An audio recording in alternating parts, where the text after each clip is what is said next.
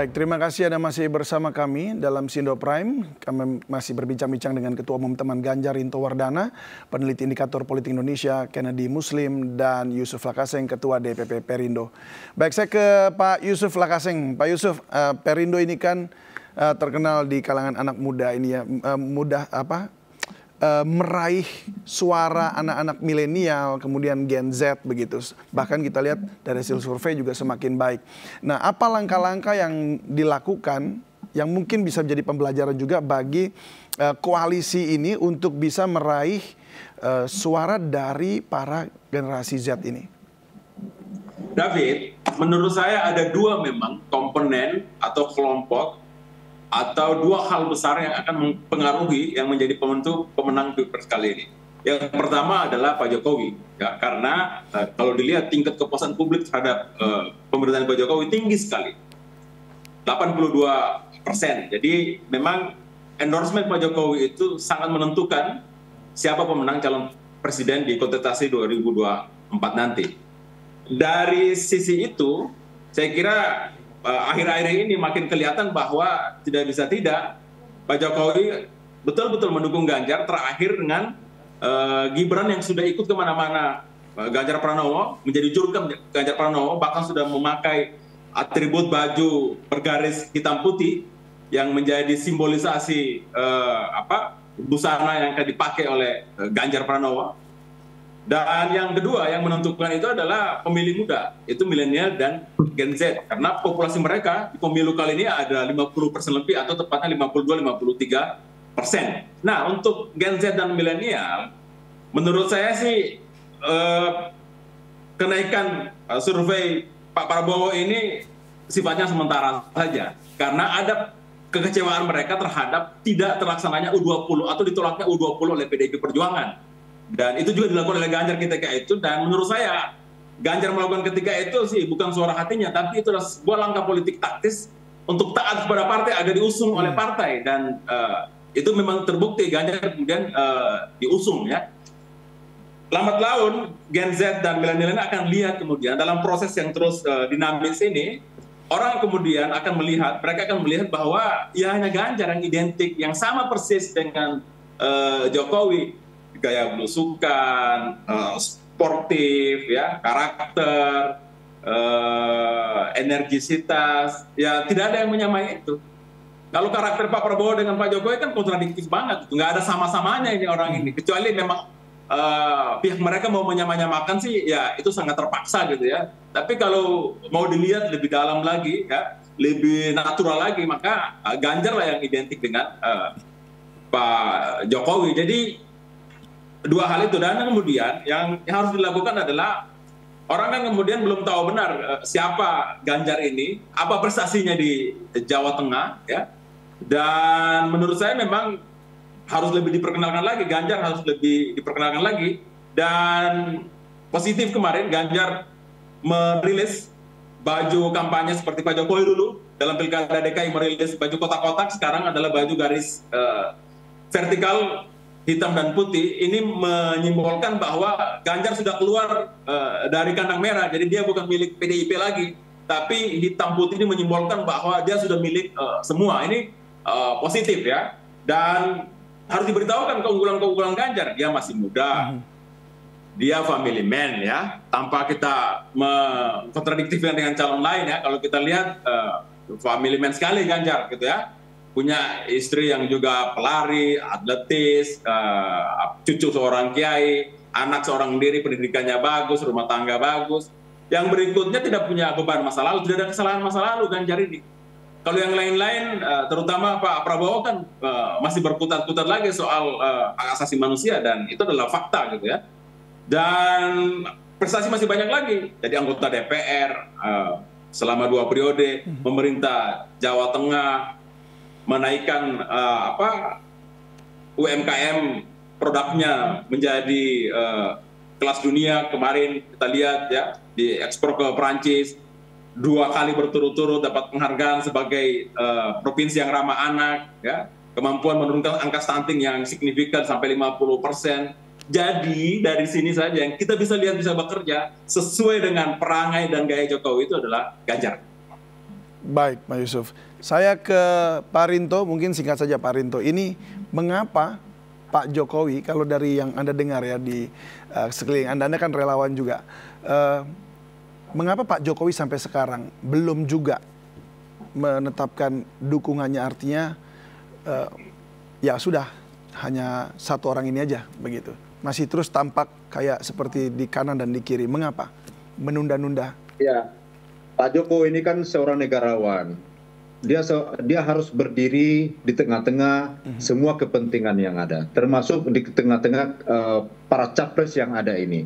Jadi netralitas Pak Jokowi itu adalah kewajiban dan bahkan keharusan, ya kan? Nah, kalau saya lebih melihat Ganjar itu sudah punya kekuatan yang lebih daripada dua capres lainnya. Yang pertama, beliau ini muda. Yang berikutnya adalah dia punya fisik yang sehat. Karena apa? Seorang presiden itu pasti mobilitasnya pasti akan sangat tinggi. Kondisi kesehatan itu akan menghambat semua mobilitas pelaksanaan pekerjaan seorang presiden. Itu ada pada Ganjar itu, semua kekuatan itu ada pada Ganjar. Bahkan termasuk kalau kita berbicara ke generasi muda, Ganjar itu lebih dekat sebenarnya dengan apakah generasi ini artinya endorsement dari Pak Jokowi yang mungkin nggak tahu kapan nanti diumumkan dukungan penuhnya, itu tidak terlalu diperlukan saat ini? Pak Ganjar bisa dengan modal yang ada saat ini sebenarnya melesat begitu ya? Kalau menurut kami di teman Ganjar, tidak adanya endorsement dari Pak Jokowi itu tidak terlalu signifikan menurut kami. Karena apa? Ganjar sudah punya kekuatan sendiri dan kami pun sebagai relawan tidak mau Ganjar itu diidentikan atau di bawah patronisasinya Pak Jokowi. Karena apa? Seakan-akan dia tidak punya kekuatan kalau seperti itu. Makanya kan kami melihat Ganjar, semua kekuatan itu sudah ada pada Ganjar kok. Di endorse atau tidak sama Pak Jokowi, dia sudah punya kekuatan.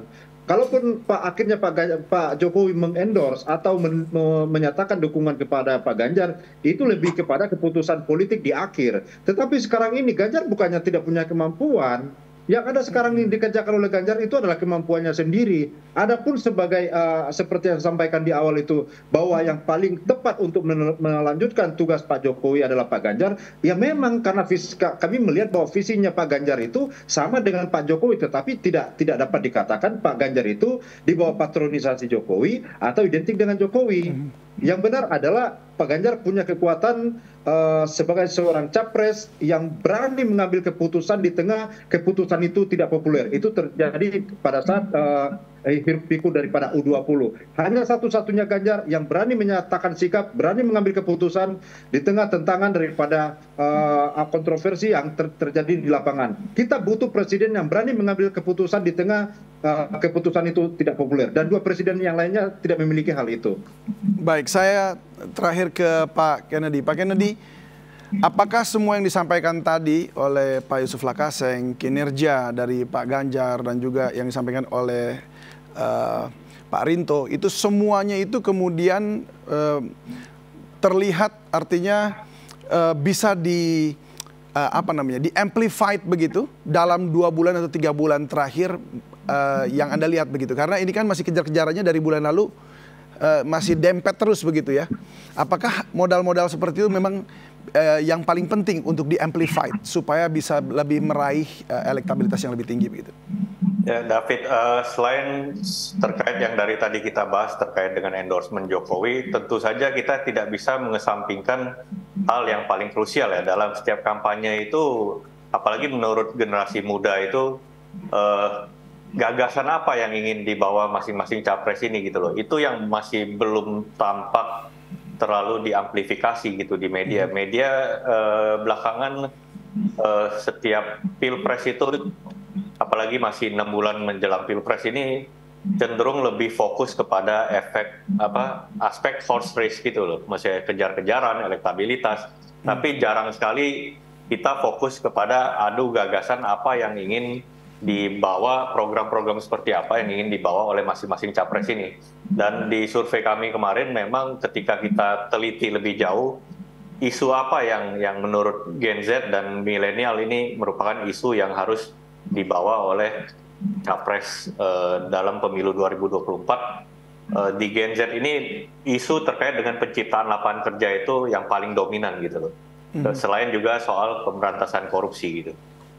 Sedangkan ini agak berbeda ya dengan generasi yang lebih tua itu sangat standar dan sudah bisa kita duga soal terkait dengan pengendalian harga kebutuhan pokok. Tapi untuk generasi Gen Z dan juga sebagian milenial, isu penciptaan lapangan kerja itu menjadi isu yang sangat dominan gitu untuk mereka dengarkan apa gagasan dari capres yang akan bertanding di 2024. Oke, Jadi menurut saran survei saya, ini kan lapangan pekerjaan ya, Pak Kennedy. Tapi kenapa isu ini jarang dibicarakan oleh para kandidat menurut Anda?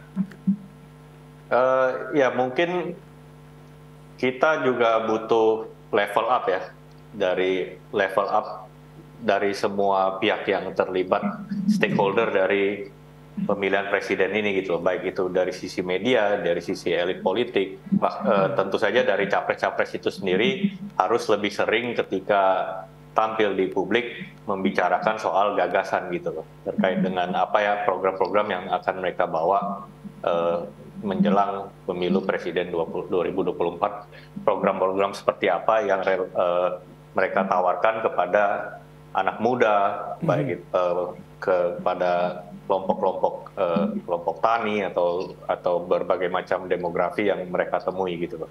Jadi memang sudah saatnya pemilu kita harus naik kelas, lebih membicarakan gagasan ketimbang membicarakan siapa yang sekarang elektabilitasnya lebih tinggi atau lebih rendah gitu loh. Baik. Supaya pemilu kita meningkatkan engagement terhadap pemilih dan juga kualitas demokrasi di Indonesia. Baik, rasanya saya setuju dan saya rasa juga sudah waktunya ya untuk seperti itu juga. Baik, terima kasih Pak Kennedy Muslim, peneliti indikator politik Indonesia, dan juga Pak Yusuf Lakasseng, Ketua DPP Perindo, dan juga Pak Rinto dari teman Ganjar. Selamat malam dan salam sehat selalu. Malam. Selamat malam. Terima kasih. Malam.